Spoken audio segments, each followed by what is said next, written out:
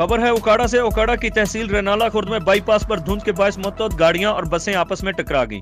उकाड़ा से हमारे नुमाइंदा खसूसी डॉक्टर गुलाम अब्बास की रिपोर्ट के मुताबिक हादसे के बायस मासूम बच्चियां, खातून और मर्दों समेत 6 अफराद मौका पर जाँ बहक, 55 से जायद अफराद जख्मी। मजीद हलाकतों का खदशा। रेस्क्यू 11-22 की टीमें मौका पर पहुंच गई। जख्मियों को तिबी इमदाद के लिए डिस्ट्रिक्ट अस्पताल उकाड़ा पहुंचाने में दुश्वारी का सामना।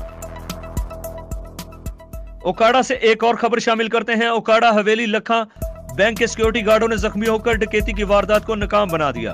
अलग सुबह 9:30 बजे करीब 3 नामालूम मुसल्लह अफराद हवेली लखा पंजाब बैंक की मकामी ब्रांच में दाखिल हुए। डकैती की वारदात करने की कोशिश की। बैंक में मौजूद 2 सिक्योरिटी गार्ड्स मोहम्मद सरवर और मोहम्मद अकबर ने मजाहमत की। डाकुओं ने अंधाधुंध फायरिंग करके दोनों सिक्योरिटी गार्ड्स को शदीद जख्मी कर दिया।